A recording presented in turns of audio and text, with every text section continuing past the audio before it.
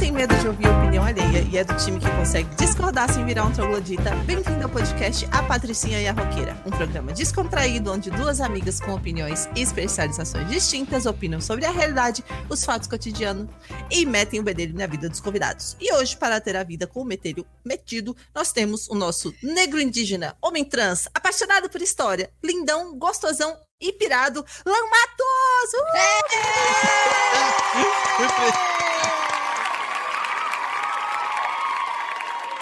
Lan, vamos começar esse bate-papo. Quero saber como é que estão as coisas aí para você. Essa época de pandemia, lockdown, como é que tá funcionando para você?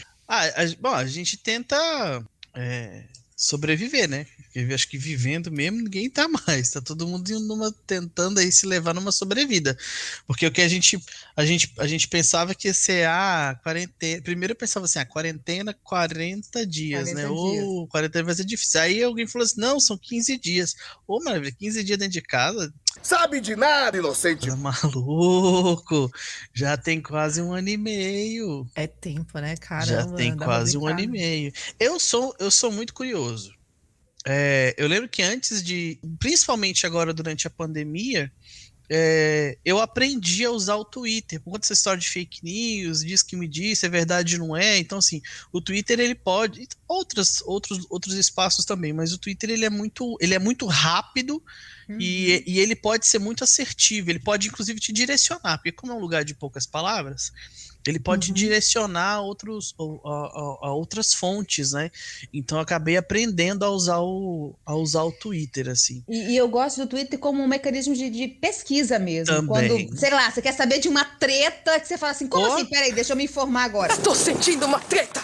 Você não precisa escrever muito. Você já tem o resumo do resumo do resumo. Nossa, você não precisa de muita coisa. Você acha qualquer coisa no Twitter. Qualquer. Eu falei assim, gente, vamos ver. Uma vez eu até falei assim, vou pôr o Twitter à prova. Vamos ver se ele é tão rápido e tão plural como ele diz, né? Uns meses atrás teve um acidente aqui na minha rua, um prédio da frente aqui pegou fogo de madrugada. A gente acordou com o povo gritando, fogo, fogo, fogo, fogo. Aí a gente vendo, falei, caraca, e qualquer barulho na rua, eu sou tipo a véia fofoqueira. Dá um grito na rua, eu sou o primeiro que aparece, né? Eu sou o primeiro que aparece na janela pra ver o que tá acontecendo. Tá fazendo nada, né? Tô fazendo nada, pulando na janela, mas sempre foi assim. Aí fui lá, era um prédio, uns metros aqui de casa, aqui na rua da frente, pegando fogo. Aí, beleza, aquela confusão, a gente gritou pra acordar o pessoal do prédio da frente, lá, não sei o quê. Desceu todo mundo, aí acabou a confusão toda. Aí eu falei assim, queimou, era um restaurantezinho bem das antigas daqui de São Paulo. Falei, que dó, queimou um restaurante. Falei, vamos ver se queimou mesmo. Peraí, joguei no Twitter, incêndio em Santa Cecília, incêndio em Frederico Abrantes, fui colocando as palavras-chave, né? Nossa, mano, eu vi vídeo, vi foto, eu vi algum lugar onde já tinha, como é que tinha pegar. Eu falei, pronto, agora eu posso dormir sossegado, porque eu já sei o que aconteceu pra passar toda manhã, se alguém me perguntar. Já sei tudo. Já sei tudo. Agora, tem uma coisa nisso tudo também, né? Eu sou muito curioso, né? Eu brinco que comigo mesmo até, que eu sou uma grande fonte de cultura inútil. Porque eu pesquiso umas coisas que a pessoa fala assim, a pessoa olha pra mim e fala assim... O que você vai fazer com essa informação, Alan? Pra quê? Isso. Pra quê, cara? Pra que você pesquisou sobre isso?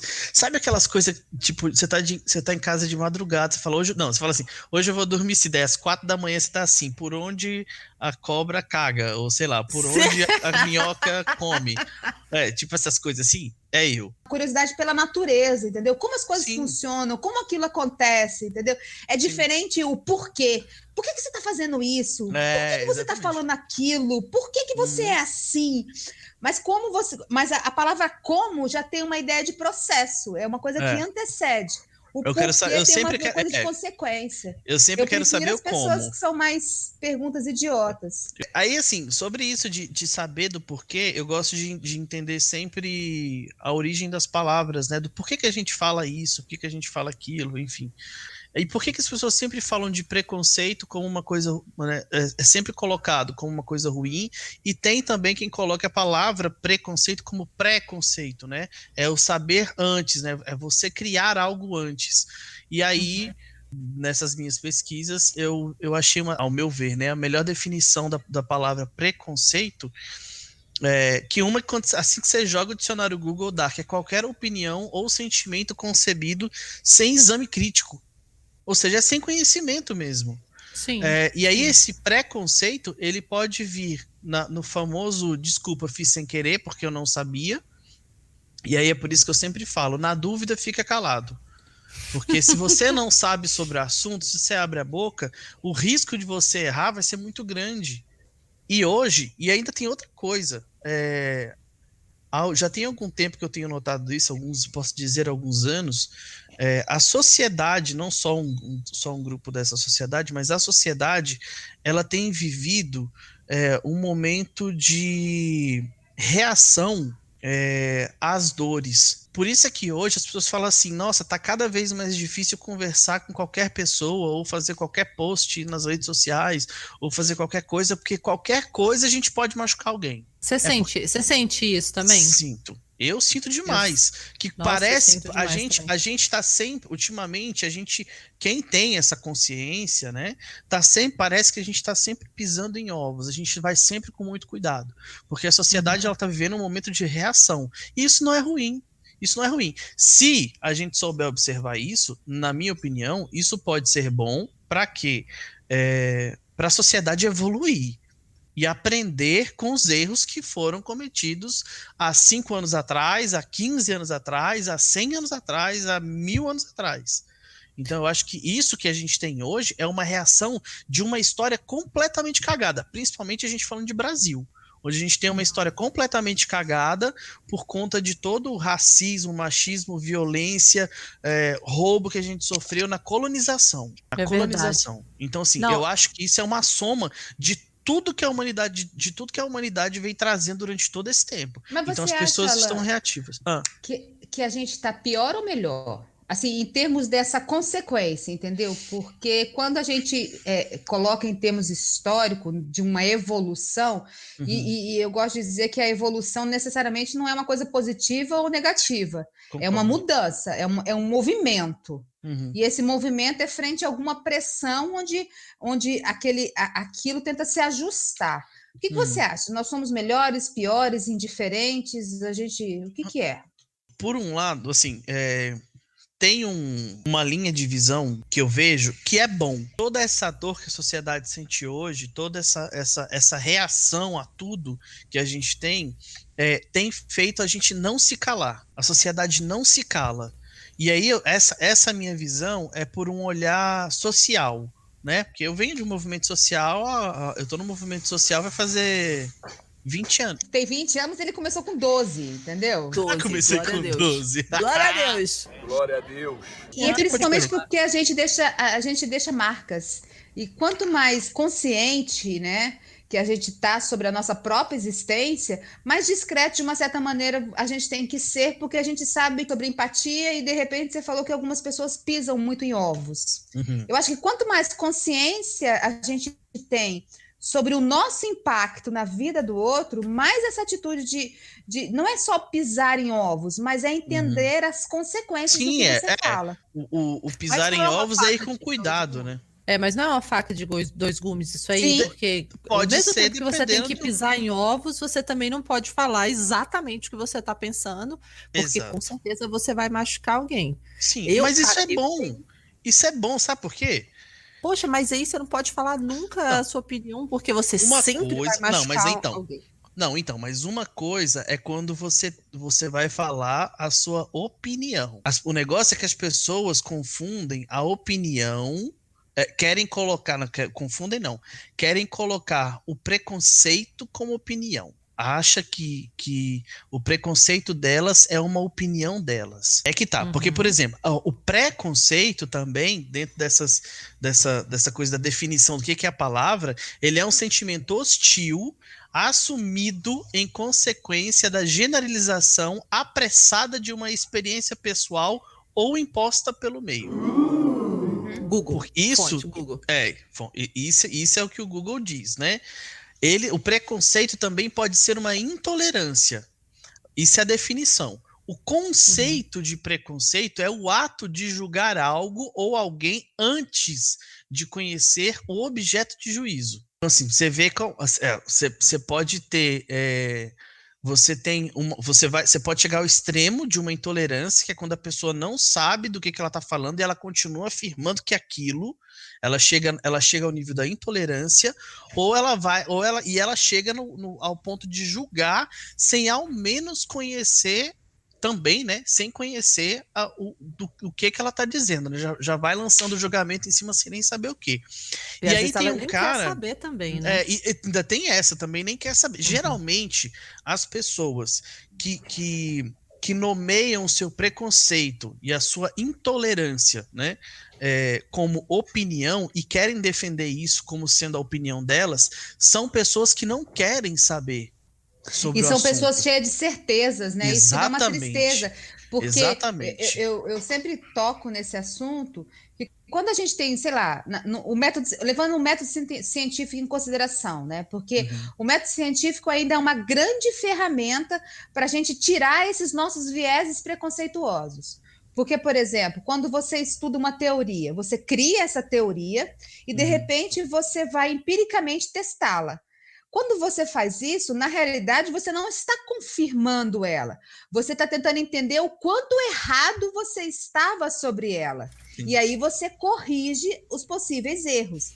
Então, de uma certa maneira, as pessoas instintivamente, elas usam o método científico. Só que elas usam o contrário. Ao invés delas diminuírem as incertezas delas, elas usam para validar as certezas. Então, você fica seguindo estigmas. Você fica seguindo estereótipos, você fica seguindo a regrinha do seu grupo. Por exemplo, eu sempre escuto, hoje talvez eu não escute mais, mas o meu filho, o padrinho dele é gay. E eu já escutei umas piadinhas assim, ó. E se seu filho for gay? E aí, não sei o quê?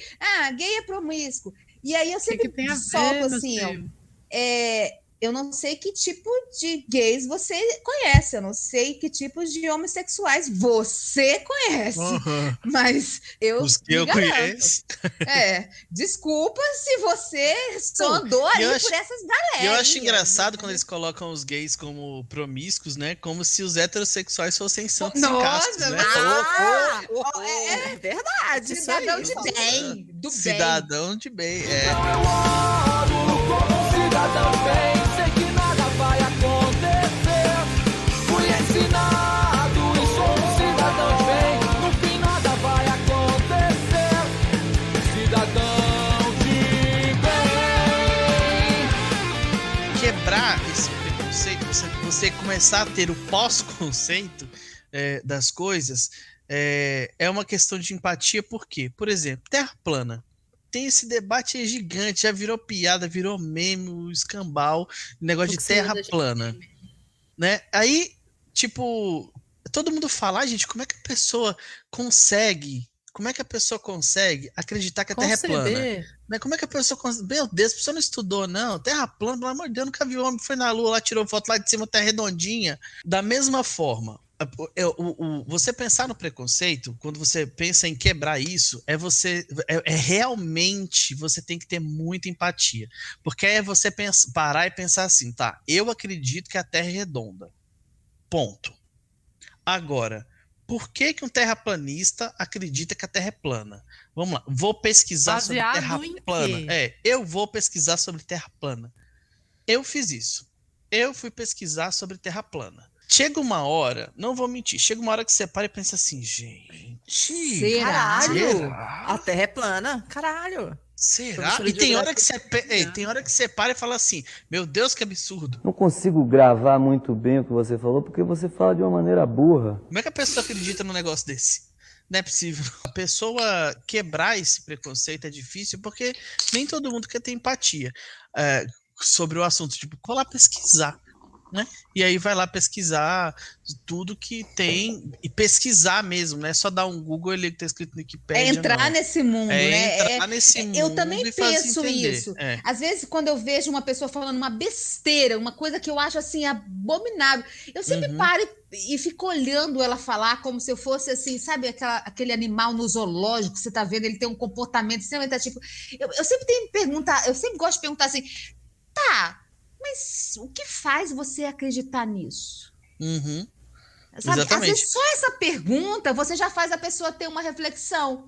Sim. É por isso que eu acho que a gente tem que dialogar mesmo com até nossos opositores, porque você pode não receber esse resultado de imediato, mas você planta uma sementinha do mal nessa pessoa, no mal no sentido assim, você vai dar uma dissonância cognitiva nele, você vai provocar alguma coisa meio de mal-estar. Porque até a própria reação mais bruta já mostra que você desestabilizou a pessoa. Eu sou essa pessoa que anda em ovos e que tira pipoca do dente. Eu sou essa pessoa. Ah, eu tiro mesmo, eu não tô nem aí.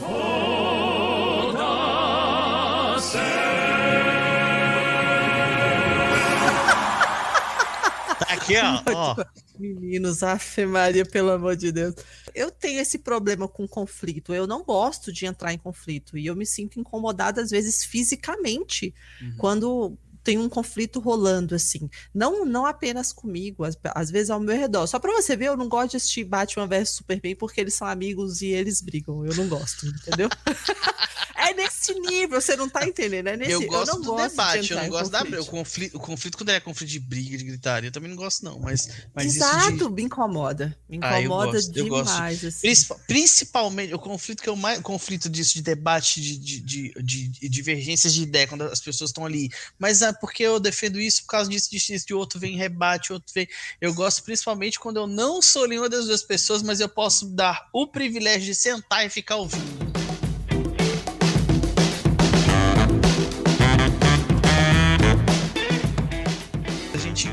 Quebrar o preconceito, precisa de alguma forma você se mover, não é nem dizer se sensibilizar, mas você tem interesse por algo, por alguém ou alguma informação para você aprender, ou para você nem aprender, mas para você entender sobre isso, como eu falei, né, a questão da Terra plana, ou que seja, sei lá, de onde que saiu sei lá, quem criou as pirâmides, como elas foram construídas, até questões muito mais humanas, né, e sociais, como os preconceitos que a gente tem por aí, que já são tolerâncias e vão muito além do somente não entender o outro, né? Mas aí quando já vira vira uma opressão, né? Que são as questões, o racismo, a homofobia, misoginia, o machismo. Porque aí não acaba o ponto da sua opinião e você parte a invadir o espaço de outro, né? Exatamente. A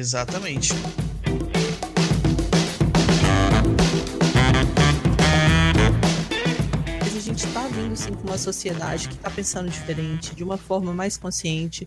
Eu vou te falar, cara, a minha filha me ensina muito, muito. Desde essas coisas sobre não binariedade que eu aprendi com ela, inclusive, até aquelas coisas que a gente falou um pouco mais cedo, sobre aqueles conceitos coloniais, aquela coisa toda, porque eu falava criado mudo.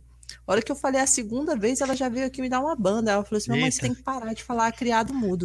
Aí eu falei assim, what? Mas é o quê? Então ela, escrivaninha, mesa de cabeceira, o que você quiser. E aí que tá o valor mudo. da reflexão. Porque essa geração, ela já veio dentro de um discurso formado, onde as pessoas já refletiam sobre isso. Onde as pessoas já colocavam isso como uma possibilidade de não estar sendo bom. Não é nem se é bom ou não, mas já questionando isso. Coisas que, de repente, a nossa cultura, o nosso momento, nem permitia. A gente, quando eu cheguei, já estava assim, entendeu? Já se falava assim. Não fui eu que inventei a expressão criado mundo. Não fui eu que falei, ai, neguinho é foda. Alguém falou neguinho é foda comigo. Eu me lembro quando um amigo meu me corrigiu. Eu ainda uso muito a expressão neguinho. É porque eu sou de Brasília, Brasília a gente usa muito. E aí, de repente, um dia eu falei assim, neguinho é foda. Meu amigo falou assim, Neguinho não, branquinho também. Neguinho, branquinho, amarelinho, todo mundo é foda! Porque já estava lá. E aí essa geração não. Essa é uma geração onde alguém já problematizou. Aí é a vantagem da problematização. Porque a problematização faz parte do método científico. Faz parte desse raciocínio. Faz parte da possibilidade de você não estar tão certa. Porque se você não problematizar, você não tem como refletir. Essa geração está muito mais preparada, está muito mais politizada. E a próxima, eu espero que seja melhor ainda. Tomara. Eu sou uma pessoa esperançosa. Tomara. Mas aí isso que você coloca é exatamente a busca a busca do conhecimento desse saber, né, para você romper esse preconceito. Então as pessoas, elas buscam muito mais o conceito das coisas. Por exemplo, por que hoje a gente não fala mais criado mudo? Porque alguém incomodado com a palavra, talvez, criar. Por que criado? Criado é o quê? Alguém que gosta de etimologia, né? Então, foi pesquisar por que não se fala criado mudo. Você entende o significado daquelas palavras, você vai entender por que é racista, e aí se você tem a tal da empatia, você vai fazer o quê? Você vai tentar não usar mais, né? Não fazer mais uso dessa palavra, porque você vai entender que aquela palavra não é boa para ser usada. E eu acho importante nessa coisa, a gente lembrar do preconceito sobre o preconceito, né? Porque a gente tem que ter eu acho que a tolerância, ela, a nível contingencial, a gente tem que entender como aquela pessoa usa essa palavra, entendeu? Porque, às vezes, uma intimidade permite que você seja mais incisivo, muito mais bruto, mas, às vezes, você pode simplesmente apresentar uma nova maneira da pessoa se expressar. Isso não vale só para criado mudo. Vale para outras palavras que acabam sendo problematizadas porque a pessoa não consegue acessar esse nível de impacto na outra pessoa. Então, essa cultura acaba sendo diferente para cada um. Agora, Alan, quero perguntar para você o que você acha das pessoas que não fazem parte de um determinado movimento, mas que querem levantar a bandeira desse determinado movimento. Porque, assim, tem uma bandeira que eu gosto muito de levantar, que é a danada do racismo. Mas, poxa, eu sou branca, né? Sou loira, bem-sucedida, então sou elite, né? O pessoal fala e tal. E é uma bandeira que eu gosto de levantar, mas às vezes eu fico preocupada, e quando eu já levantei, inclusive, eu fui quase cancelada, né? O pessoal fala muito de cancelada, porque eu não estou no meu lugar de fala, entendeu? Tem uma linha muito frágil sobre isso, né? Pessoas que não ocupam espaços, e não só sobre racismo, mas sobre diversas outras coisas que não fazem parte da nossa composição enquanto ser humano, né? Pessoa que não é LGBT e fala quero levantar, hétero e fala quero levantar a bandeira de LGBT, quero levantar a bandeira de negro, mas eu sou branca, lá. E aí essa questão do lugar de fala e tal. Apropriação cultural. Apropriação cultural, mas acho que a apropriação cultural é outra história. Acho que não chega bem, não quer dizer bem sobre levantar a bandeira, porque eu acho que quando a pessoa chega com essa intenção, né, de porque eu quero ajudar vocês a levantar a bandeira, quero dar voz a tal comunidade, tal população, né, ela quer ajudar alguma coisa. A apropriação cultural, ela, ao meu ver, é praticamente é quase um roubo, né, daquilo que não te pertence. Quando você se apropria daquilo e você tira, por conta quando você se apropria de algo, você tira a possibilidade de pessoas que realmente usam aquilo, de usarem aquilo em benefício delas, né? Então, eu acho que a apropriação cultural ainda chega a ser mais pesada. Eu vou confessar com você, eu tenho uma dificuldade em entender isso. Não que eu tenha sofrido alguma crítica sobre eu ter me apropriado, mas dificuldade de entender o que aquilo foi apropriado. Porque, por exemplo, você está com um coque de cabelo. Sim. E esse coque podia ser usado pelos samurais, que são uma cultura do Ocidente. E aí... Ocidente não, do Oriente. Oriente. O Oriente, desculpa, o Ocidente é nós. Né? E aí, aonde um turbante entra... Entendeu? Uma bandana entra. Eu tenho uma dificuldade de separar o que é essa apropriação. Porque a apropriação cultural é diferente do coque, né? Porque, por exemplo, quando a gente fala do turbante, né? Por que falam que mulheres brancas quando usam turbante é uma apropriação cultural? Porque culturalmente, inclusive fora do espaço África, né? Porque a gente entende o turbante como um símbolo africano, né? Que as mulheres e alguns homens também, dependendo da região, usavam o turbante, né? Eu não vou dizer como é isso lá dentro da África, mas isso é um pensamento meu, né?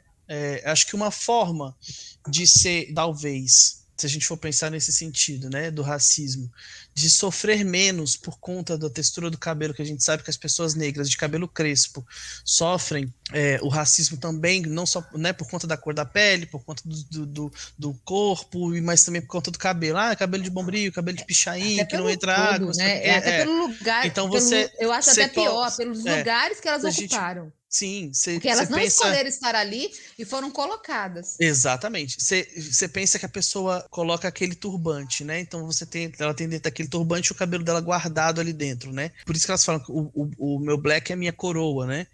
Muitas pessoas negras de cabelo crespo falam isso.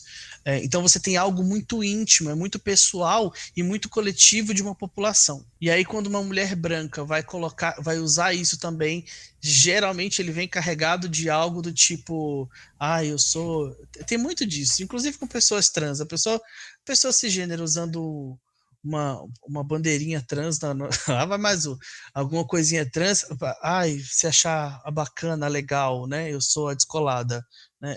Você não sabe o que tem por trás daquilo. É a mesma coisa, por exemplo, você acha que é muito legal uma brasileira, né? Ou qualquer outra pessoa, vamos falar aqui do nosso país, né? Você ia sair na rua vestida de geisha? Eu não, porque eu posso apanhar. Pode apanhar? Mas por conta disso, da apropriação cultural. Mas é isso que eu tô dizendo. Mas é isso que eu tô falando. É justamente sobre isso. É porque não faz parte da sua vida. Entende? A apropriação cultural, ela é nesse sentido. Ela não faz parte da sua história, do seu repertório. Entende? Então, por que você vai usar aquilo? Eu não tenho uma ideia do porquê eu iria usar, mas eu tenho uma dificuldade de entender o porquê eu não deveria usar. Para mim é um pouco diferente, porque assim, eu acho que a cultura ela é muito mais rápida que o próprio organismo, entendeu? Então, o ambiente ele muda muito mais acelerado, porque quando a gente fala de um turbante na África do Sul, e quantos outros turbantes existem em outros momentos, em outras histórias? Então, assim, eu fico pensando o que é de cada cultura mesmo, entendeu? O que é só dele? O que é... Porque esse mundo é tão cheio de possibilidades, é tão cheio de modelos, é tão cheio de inspirações... Principalmente agora, que as coisas correm na velocidade da luz, entende? Tipo, nossa! Você tem uma coisa aqui que inclusive tem muito mais coisa que a gente não sabia sobre África, sobre Japão, sobre Oriente Médio, que a gente fica sabendo em coisa de minutos. Né? Eu não tô falando só de cultura, eu tô falando de tudo, né? De tudo. Que é um efeito muito colateral rápido. da internet, né? Porque é muito a internet, rápido. quando veio, ela veio com essa ideia de que você poderia, de repente, um estudante do Brasil conversar com um estudante da Índia. Olha que fantástico, olha que troca maravilhosa. Muito. Tem uma coisa também, porque assim, essa velocidade toda e a forma como você pode observar a cultura de outros lugares também, tem um perigo da apropriação cultural, uma coisa ruim da apropriação cultural é que a velocidade como as coisas correm e como as coisas viram moda banaliza. Porque por trás de um turbante tem um monte tem um monte de coisa boa, de história, de ancestralidade, mas também tem um monte de preconceito e um monte de racismo que as pessoas que usam esses turbantes passaram para hoje fazer desse turbante um símbolo forte, para fazer uma marca sobre aquela, não uma marca, mas um marco sobre uma população, para chegar a outras pessoas que não passaram pelas mesmas coisas e nem vão passar e banalizar isso como moda. Entende? Como moda. Você quer ver um exemplo? Restaurante. teve uma vez que alguém até sobre apropriação cultural, até uma vez eu escutei falar assim, vocês estão falando sobre essa história do turbante, falaram assim, vocês estão falando de apropriação cultural por conta do turbante, mas as academias de judô estão cheias, isso não é apropriação cultural? Agora tem outra coisa, por exemplo, é muito bizarro porque as pessoas fazem as coisas assim, é um preconceito tão grande que as pessoas não têm nenhuma... Critério. Como é que eu falei aqui? Exatamente, não tem... Cadê? Sim, Exame né? crítico. Reflexão e exame crítico. Por exemplo, Mas restaurante. aí que a gente Você vai nos precisa da cultura, restaurantes, né? também. É o repertório. A pessoa não porque tem você não repertório reflete nenhum. se você não tiver o repertório, entendeu? Exatamente. Porque às vezes eu brinco com alguns pacientes meus quando chegam com uma verdade absoluta, eu sempre parto da pergunta inicial dessa maneira. Não tem uma outra maneira de você interpretar isso? Só tem essa maneira de você entender esse fato? Por exemplo, dos restaurantes, né? E aí entra um pouco... Aí é um pouco de racismo, de apropriação cultural, de tudo, né? Por exemplo, quando você pensa... Se eu falar pra você, imagina aí na sua cabeça, favela. Você vai imaginar...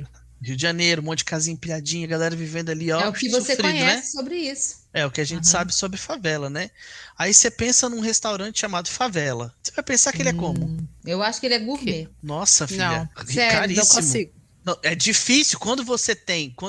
É porque você já tá pensando Agora, se você falar assim, restaurante. restaurante na favela. Então, mas aí são talvez sejam dois repertórios, o seu e o da Luciana. Que, por exemplo, a Luciana já ligou a favela e pensar no restaurante e falar, nossa, não dá pra pensar restaurante favela, talvez Isso a Luciana é o tenha viés pensado. implícito. Então, é aquele viés aí você já pensa que assim, vem... como eu já conheço a sociedade, é capaz que é uma coisa absurdamente gourmet. E realmente, absurdamente gourmet. Uma coisa meio conceitual, contemporânea, né? Com pratos e não sei o que, lá, e umas madeiras presas na parede, lembrando um barraco de favela. Duvido, E o lugar porque a caríssimo. favela é turismo também. Exatamente. O dia que eu Só se for descobri fora do país, que você né, botava do pessoas país. dentro de um ônibus e ia Sim. mostrando na favela, eu me assustei. Parecia que tava visitando um zoológico, né? Subindo na rua.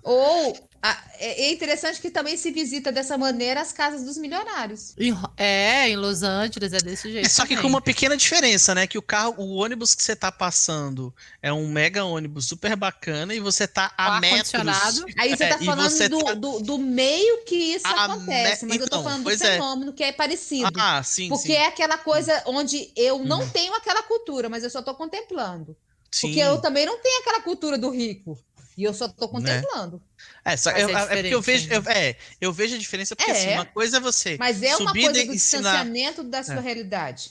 Sim, porque assim, uma coisa é você subir na favela, na carroceria de uma caminhonete para fazer um turismo, né? O favela, isso existe até hoje, é oferecido para os gringos aí poder subir a favela para conhecer. Só que eles vão subir para ver a favela de um jeito assim, meu Deus, isso é muito exótico.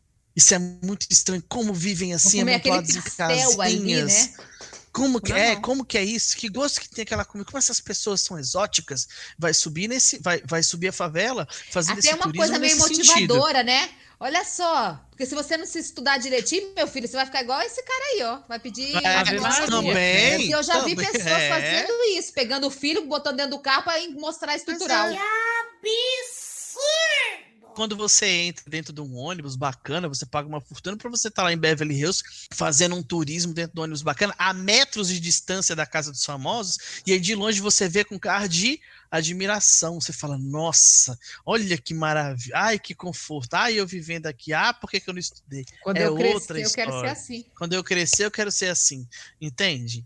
É completamente diferente. Então, e aí quando eu falo desse negócio essa apropriação, existe uma cultura dentro das favelas, das comunidades, existe uma cultura ali dentro. Inclusive, uma vez eu bati boca, sei lá, nem por quantas horas, porque com uma pessoa que estava falando que ele estava sendo preconceituoso e racista e tudo mais com as pessoas que moram nas favelas, que moram nas comunidades, dizendo que lá não tem cultura, que eles vivem... Enfim, ele foi completamente babaca e infeliz nas colocações dele, e eu falando, cara, você não veio da periferia, você não pode falar isso.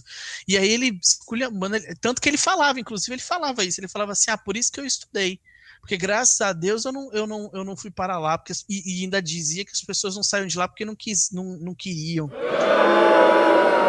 Eu acho que tem dois tipos Mas... de pessoas. Ele deve acreditar na fada do dente e na meritocracia, né? Ah, com certeza. Agora, você tem a mesma coisa, por exemplo, apelido. Quem é que hoje não conhece alguém que tem um apelido que é usado até hoje? Ai, graças a Deus. Pensei que você ia exemplo. demonizar o apelido. Eu não dou conta de deixar as pessoas... Eu vou dar um exemplo. Apelido, vamos falar aí que apelido é um nome carinhoso que você dá para outra pessoa, né? Que parece muito bobo, mas para as pessoas trans isso é muito importante. É questão de vida mesmo, é sobre nossa sobrevivência. É a gente, né? Somos nós. Big Brother, né? Acabou Big Brother. Graças a Deus, acabou Big Brother. Glória a Deus. Aí, eu achava interessante, por exemplo, Fiuk. O nome do Fiuk não é Fiuk. Não é? Pois eu tinha Não. certeza que era. Eu também achava. Então, eu achava. Fábio Júnior, qual é o nome do menino? De Fiuk? De Fiuk, Não. colocaria facilmente. Eu achei incrível. Fiuk. Eu achei incrível, porque o Thiago Leifert, na hora de chamar, eu falava assim, Felipe. Aí ele, eita, ninguém nem me chama de Felipe. Eu falei, gente, o nome do Fiuk é Felipe. Eu ia chutar Felipe. Caralho, Fiuk é Felipe. O nome do Fiuk é Felipe. E ele se mostrava por diversas vezes incomodado quando o Thiago Leifert chamava ele de Felipe, porque ele gostava de ser chamado de Fiuk. Mas Sim, ninguém caralho. nunca questionou o Fiuk. Ninguém nunca... Eu, pelo menos, eu não sou fã de Fiuk. Mas, pelo que eu já percebi de vídeos, que começa a rolar, quando o cara tá na rede, começa a rolar vídeo, né? Todo mundo sempre chamou ele de Fiuk. E ninguém nunca questionou, mas qual que é o seu nome de verdade? Entende? Agora, que é uma pergunta outra que você pessoa... escuta, né, Ana? Exatamente. Todo mundo duvida do meu nome. Não é só eu, porque Lan é um nome diferentinho. Não, mas qualquer outra pessoa trans vai ter. Quando se sabe que ela é trans, a pessoa vai duvidar do nome dela. Outra pessoa também que o Thiago Leifert chamava pelo nome, Projota. O nome do Projota não é Projota. O nome do Projota é Thiago. Caraca, o Thiago Leifert tá acabando com a minha vida. Eu achei ótimo. Quem é Eu dava gargalhada. Não, é Projota e Fiuk. O nome dos caras não são esses. O nome dele, detalhe, o nome dele nem é só Thiago, o nome dele é José Thiago do Projota. José Thiago. É José Thiago. Aí chama de É brasileiro. E aí todo mundo chama ele de Projota. E ninguém nunca questionou o nome do Projota. Caralho, José Thiago saiu Projota. Puta que pariu. Isso aí parece vai um apelido saber dado a por história, mim. né? É evolução de apelido, gente. Isso é evolução de apelido. Agora, e aí eu achava incrível quando ele fazia isso. Todo mundo ficava meio assim, tipo, a Poca, não se chama Poca, lógico, nem Pocahontas, né? Pocahontas não era, não. Pocahontas não ia ser mesmo, né? O nome da Poca, acho que era Viviane. É Viviane. O nome da Poca é Viviane. E ninguém nunca questionou. É sempre Poca. E ó que Poca, tudo bem. Fiuk, você pensa que é Fiuk. Projota, você pensa, isso é apelido. Agora o nome da Poca jamais ia ser Poca, né? Jamais. Poca. O nome dela, ou até poderia ser, né? Vai saber. Mas o nome dela é Viviane. Mas agora, aí que tá. Eu acho que algumas histórias não tem umas histórias legais. Aí vem do ponto da minha empatia com algumas pessoas, porque a ignorância, ela vem fruto de, às vezes, de um moleque mais curioso. Mas como não tem esse diálogo interno e essa lapidação dessa curiosidade, entendeu? Eu acho que as pessoas não estão só interessadas em saber qual é o seu nome verdadeiro, elas estão realmente interessadas na sua história. Porque aí entra a ideia de ser um diferente. Porque, cara, por que eu quero saber se a Poca é Poca? Só porque ela é gostosa? Eu acho que tem a ignorância, ela tem um processo atrás de uma pessoa que está lutando contra esses preconceitos. Eu acho que, na verdade, se a gente for colocar no caso de Fiuk, Projota e Poca, por que as pessoas não questionam qual que é o verdadeiro nome dela, ou dessas pessoas? E por que quando encontram uma pessoa trans, eles querem saber qual que era o nome verdadeiro dessa pessoa? Eu acho que não é só porque, eu quero saber a sua história. Porque a Poca, o Fiuk e o Projota são três pessoas muito mais famosas. Porque são sem graça, boring. Não, mas sabe o que é? Sabe qual que é a diferença disso tudo? É porque quando você pensa numa pessoa, nesse caso, né, entre eu e o Projota ou o Fiuk, qual que é a diferença a diferença entre eu e eles? Né? Por que as pessoas se interessam em saber qual que é meu verdadeiro, entre aspas? Aí as pessoas acham que Lan não pode ser meu nome verdadeiro, né? Mas por que as pessoas querem saber qual que é o nome que eu fui registrado, mas não querem saber o nome verdadeiro de Fiuk e Projota? É porque porque pessoa cis, todo mundo sabe como é que é. O diferente sou eu. Diferente entre aspas. Diferente entre aspas, né? Inclusive, a gente nomeia as coisas pra gente não ter aquela ideia de normalidade no sentido do que é normal e anormal no sentido do bizarro. Porque todo mundo sabe, pelo menos a gente imagina, né? De repente, aí o Fiuk chega falando que é trans. Eu sou um homem trans. A pessoa, não binário. Não binário. Não, mas eu tô falando assim, de repente ele era um homem trans e ninguém sabia a vida inteira, né? Mas enfim, todo mundo sabendo que são pessoas cisgêneras, né, Fiuk e Projota, não tem essa coisa do bizarro, do exótico, do diferente, entende? Por isso que a gente nomeia, pra gente tentar fazer com que as pessoas vejam outras pessoas com suas características, não vou falar diferente, mas com suas características, sejam vistas como pessoas comuns, né? E não como pessoas ou coisas anormais. Porque quando as pessoas vêm me perguntar qual que é meu nome de verdade, porque elas deslegitimam a veracidade do meu nome, Lan Augusto de Matos, elas estão me colocando como algo muito surreal de se entender. Tipo, não, você não é Lan. Como que até você como era uma antes? Fraude, né, Lan? Exatamente. Coisas que eu já ouvi também, da pessoa descobrir, né, que eu era trans, depois de chegar pra mim e falar assim, nossa, me enganou direitinho. Te enganei? Eu tomei essa porra de hormônio até hoje, caralho. Te enganei? Só pra chegar esse momento e falar, eu te enganei. Te enganei? Foi por você, maluco? Meu bem. Eu tava doido pra te enganar a vida inteira. Agora eu posso voltar ao normal. Já te enganei, você já isso é o narcisismo, né? Isso é o individual. É por isso que é difícil você dialogar com essa reflexão interna. Porque é só com você mesmo, então é um imbecil falando com outro imbecil. Você não tem uma diversidade. Então, quebrar o preconceito, né, diminuir o preconceito, não é? Porque aí você chega na intolerância, né?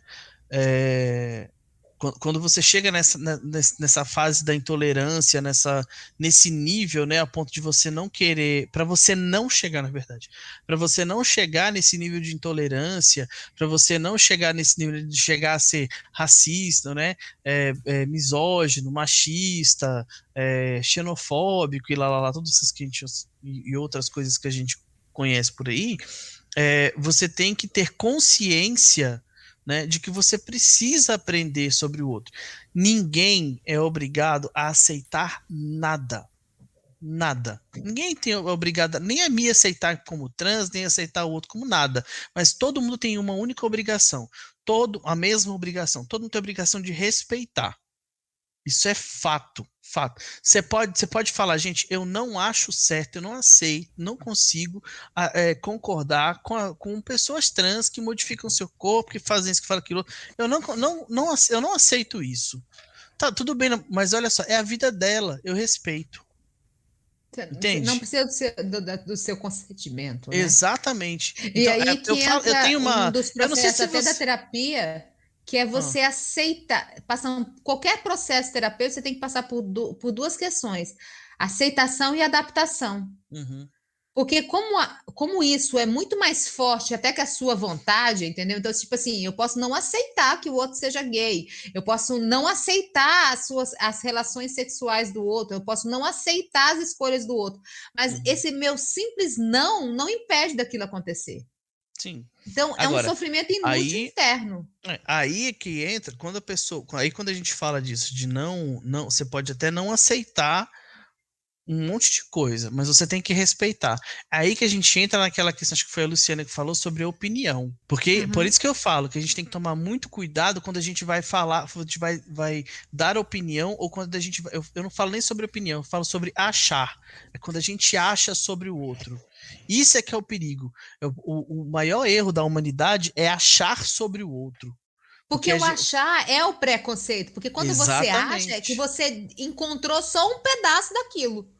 E quando você acha, você não foi buscar. Foi o que apareceu. É isso. Aí a pessoa fica defendendo essa opinião dela, sem saber se essa tal opinião sendo defendida, se ela está machucando ou não.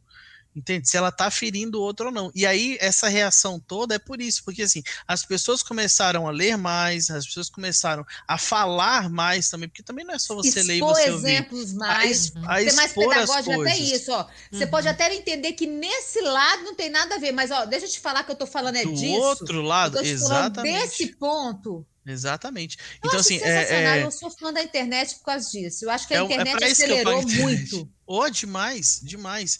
E aí, a gente precisa tomar. É igual, por exemplo, agora tem tomado cada vez mais proporção o debate sobre os corpos, a diferença dos corpos, né? E aí não só falando de corpos, pessoas trans e pessoas cis, nem pretos e brancos, mas também falando de pessoas gordas, pessoas magras, né?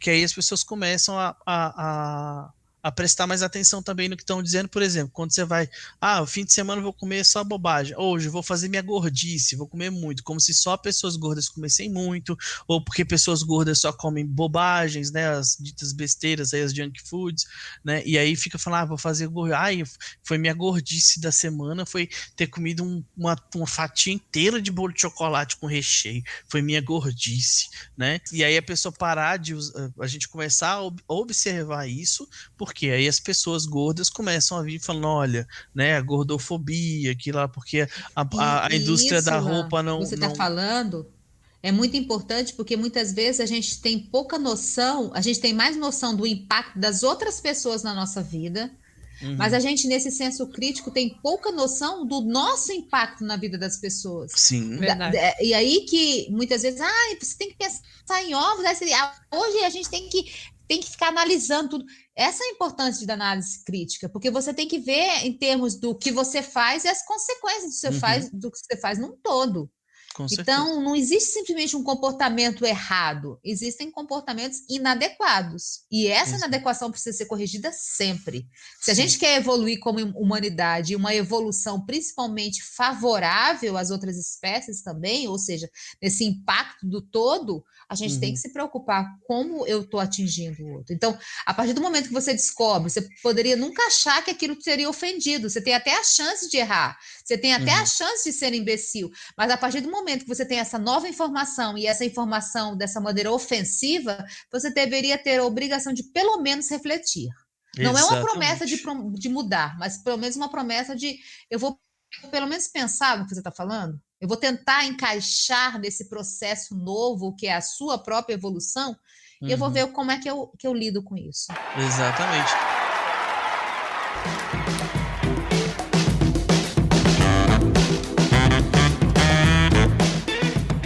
Então, para os nossos quadros, se liga na dica. A gente vai dar uma dica livre.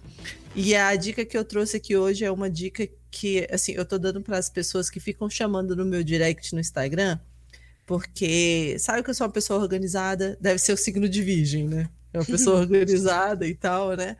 E que, nossa, eu consigo fazer as coisas que eu me proponho a fazer. Mas, gente, sabe qual é o segredo?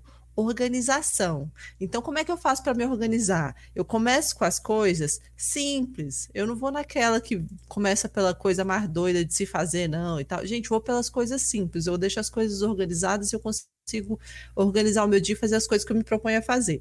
Claro que se aparecer né, tipo um chefe doido, tipo igual o meu, que fica colocando coisa para você fazer no meio-dia, não tem como você prever esse tipo de coisa, não. Respira fundo, relaxa que dá certo. A minha dica é essa. Aprenda a colocar as suas coisas tudo numa agenda que você consegue se organizar. Kelly, conta pra gente qual a dica que você trouxe hoje. A minha dica é porque a gente estava falando sobre essa coisa da intolerância, né? Aí eu lembrei da Dona Nésia. Vocês conhecem a Dona Nésia? A Dona Nésia é uma página que eu conheci pelo Instagram, personagem do Will Leite, é um cartunista paranaense. Dona Nésia é uma senhora extremamente mal-humorada. Gente, eu adoro a Dona Nésia. Então, a minha dica é a Dona Nésia, porque é uma questão da gente normalizar o mau humor. Amiga, é o seu lunga de saia? É o seu lunga de saia. É mais ou menos o seu lunga de saia. Porque ela tem a sua melhor amiga, Dona Dolores, ali, e aí elas vivem altas aventuras. Eu acho que todo mundo tinha que conhecer a Dona Nésia, até para a gente ter empatia pelos mal-humorados da nossa vida, porque todo mundo carrega uma história de vida e expõe essa história de vida a partir das suas interações. Dona Nézia é muito boa. Grande empatia por ela. Eu vou ser ótimo, ela. A amiga dela liga e fala assim, ela fala, alô, quem é? Ela fala assim, seu admirador secreto, então continue secreto. E plumba, desliga o telefone. Ela é ótima. Excelente. Tem uma dica que ela fala assim, Dona Nézia, a senhora tá quase morrendo, a senhora vai ser mal-humorada, assim, aí ela fala assim, porra, não cuidava da minha vida, agora eu quero cuidar da minha morte. É bem isso. Ela é ótima. A minha dica, uma delas tem um filme que é muito legal, é uma comédia francesa, não é muito novo, mas também não é muito velha, deve ser uns 3 anos, eu acho, não sei. Chama Eu Não Sou um Homem Fácil. Eles invertem, né, os papéis dos machistas, né, dos homens, dos machistas e dos homens, né, dos homens machistas, enfim. Eles invertem os papéis, basicamente, do machista. Mostra um pouco do que seria o feminismo, né, que o feminismo é o oposto ao machismo, não é o feminismo, né. Se a gente tivesse machistas e feministas... Que é a opressão de uma mulher... exatamente. E tem os movimentos feministas e os masculinistas, talvez. Não sei se masculista ou masculinista. Eles falam um pouco disso no filme, mas de uma forma bem engraçada. Tem que dar uma bugada, mas é bom. Eu indico, então. Eu Não Sou um Homem Fácil. E, pra gente entender também um pouquinho mais do machismo, The Mask You Live In. É um documentário também que tem no Netflix, que fala sobre o machismo que os próprios homens sofrem, né? Como o machismo é tão violento, né? A ideia do homem perfeito, né? Do macho herói, como isso interfere desde a infância, inclusive. Essas regrinhas... Sequelas. Exatamente. Colocadas sobre a vida, sobre o ser homem, sobre o ser homem, como que isso gera traumas também no decorrer da vida e os comportamentos e tal. Então The Mask You Live In. Gente, e assistir Irmão do... E depois disso tudo, vamos lá, eu adoro desenho. Assistir Irmão do Jorel. É fantástico. Amo, cara, por favor. Irmão do Jorel é muito bom. E saber que é um desenho brasileiro, né? tão legal, que é uma coisa que eu sentia falta na minha infância. Por que não tem desenho brasileiro? Por quê? Irmão do Jorel é muito bom. E outra dica é o canal no YouTube de uma mana trans preta, que nossa, essa é de soltar os parafusos da cabeça com as coisas que ela conta, é muito bom. Ela tem um canal no YouTube que chama O Algoritmo da Imagem, a senhorita Bica. Ih, minha Nossa Senhora, dei errado o nome da moça. O Algoritmo da Imagem? O Algoritmo da Imagem, senhorita Bira. Cara, só abre o canal dela e tem que ver. O bom é você ver a sequência. Lá do primeiro, não tem tantos vídeos. O primeiro vídeo dela que ela lançou pra agora. É bom você acompanhar a cronologia, porque uma coisa vai puxando a outra. É de cair o cu da bunda. É pra você falar, caralho. Assiste, velho, pelo amor de Deus. O Algoritmo da Imagem.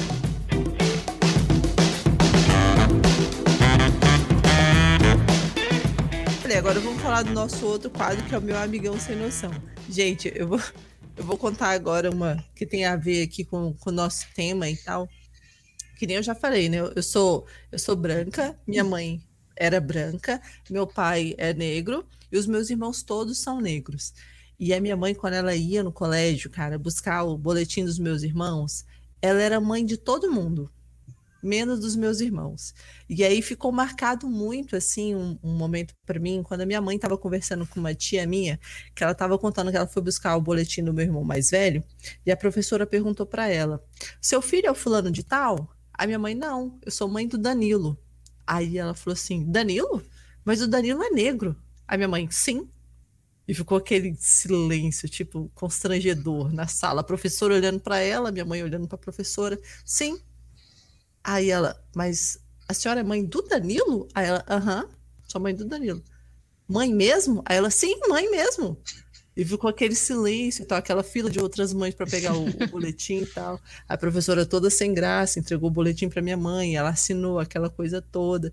Cara, quando minha mãe contou isso, eu devia ter, sei lá, 10 anos de idade, talvez um pouco mais nova, e eu fico com isso guardado até hoje. Eu acho que o Sem Noção foi essa professora nesse momento, sabe? Que ela virou e falou assim, não, mas a senhora branca não pode ser mãe de um menino negro, Tem que entendeu? responder igual eu respondo quando alguém pergunta se a Sofia é minha filha. Eu sempre respondo, me entregaram na maternidade e levei para casa. Meu Deus. Negoção que você fez, Eu negoção. falo isso. É sua filha? Eu falo, me entregaram na maternidade e levei pra casa. Ô, minha senhora. Eu, hein? Coisa terrível. E você, Lan, qual é a história de amigão sem noção que você tem pra trazer pra gente hoje? Ixi, eu tenho tanta história sem noção. Depende, o amigão sem noção pode ser eu? Poxa, Claro. quando é sou- o você, é meu mais hoje sou divertido eu. ainda. Não, tem muita coisa sem noção. Mas olha só, a gente falando disso de preconceito e de, né, de conhecer, eu lembrei de uma coisa. Nossa, gente, eu era uma criança muito sem noção.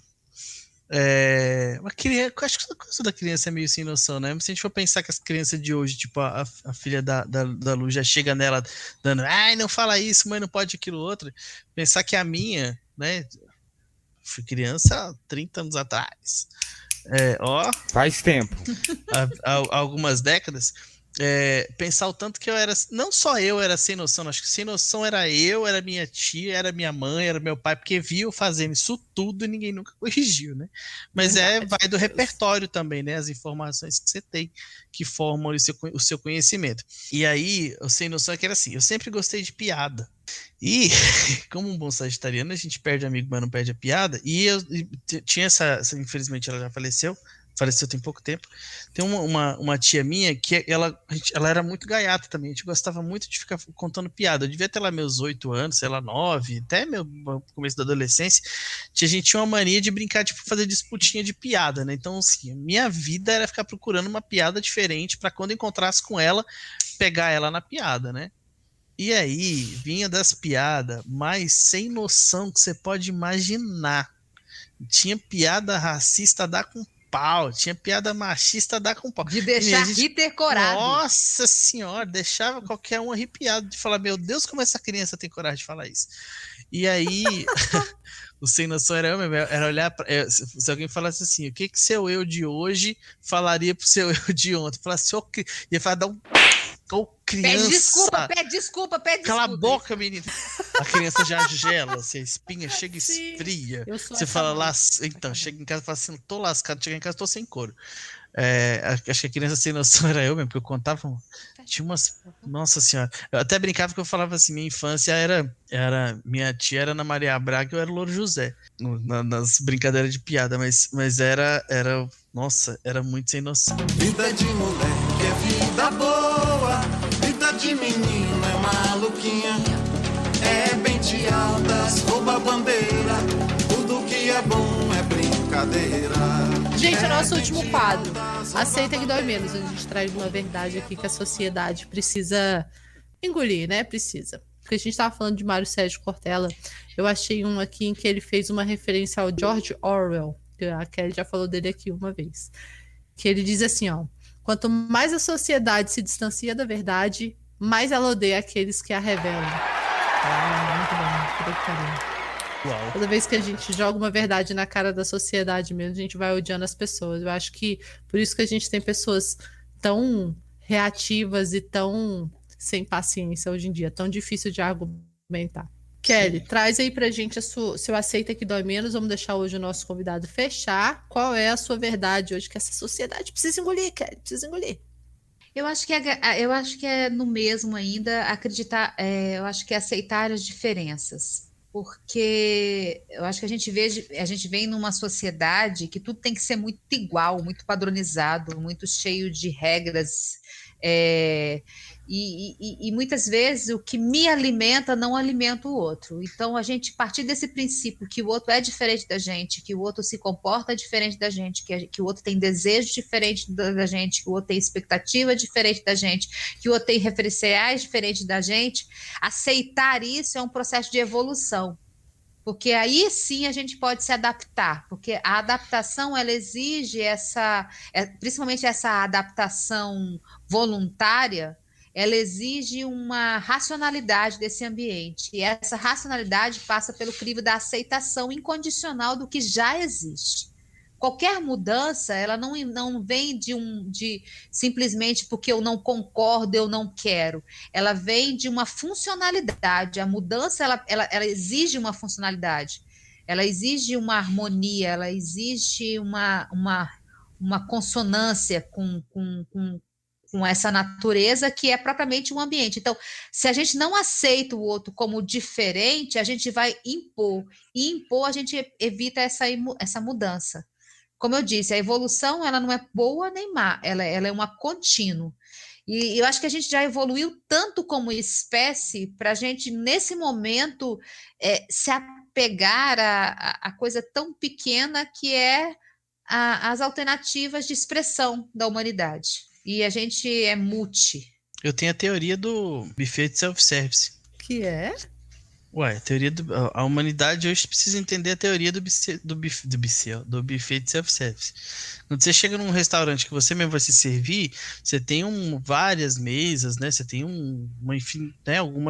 várias opções de comida, certo? O que você coloca no seu prato? Você coloca no seu prato só aquilo que você gosta de consumir, certo? Então, não vai ter piqui no meu prato. Pronto, aí você não gosta de piqui, eu gosto de piqui. Só porque você não gosta, você vai obrigar o restaurante a tirar o piqui do cardápio? Porque você não gosta. Não pode ter piqui. Ridículo isso, né? Porque você respeita, porque você pode até passar pelo piqui e falar, não gosto de piqui. Mas você vai passar direto, vai deixar o piqui ali, porque alguém vai vir e vai pegar o piqui que gosta de piqui, certo? Certo.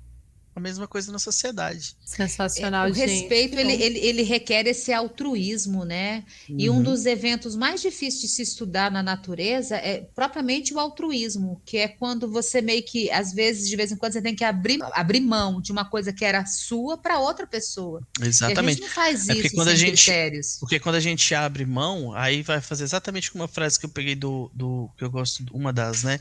Frase que eu gosto do João Nery, que foi um homem trans muito importante para o movimento de transmasculinos que infelizmente faleceu devido à doença, pelo menos não foi devido à transfobia, né?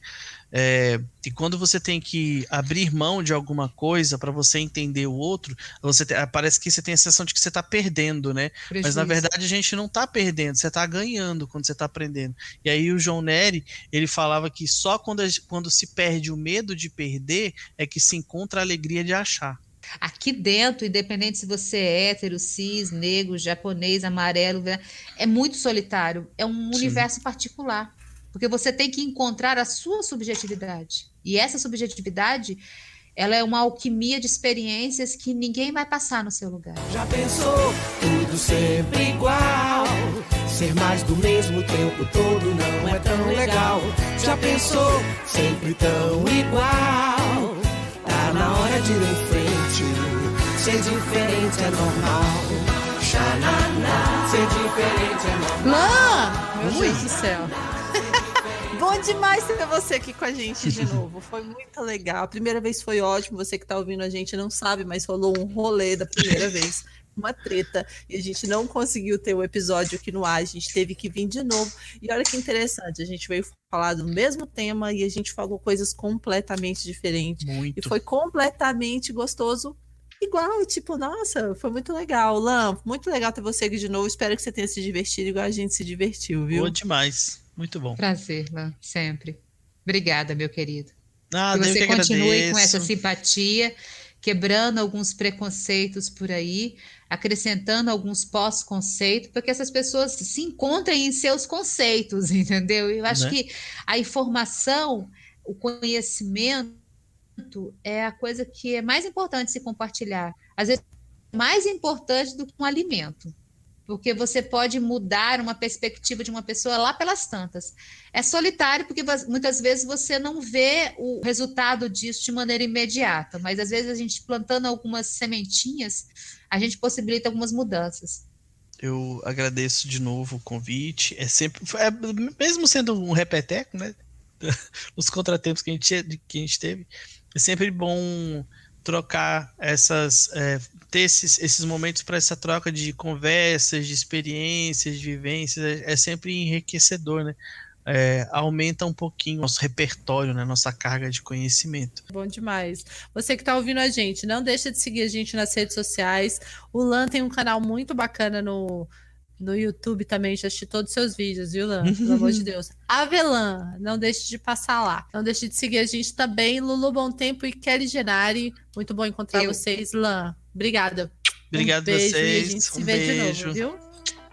Beijo, querido. Saudade de você. Também. Cuidem-se, por favor. Também, meu bem. Até a próxima. Beijo. Tchau.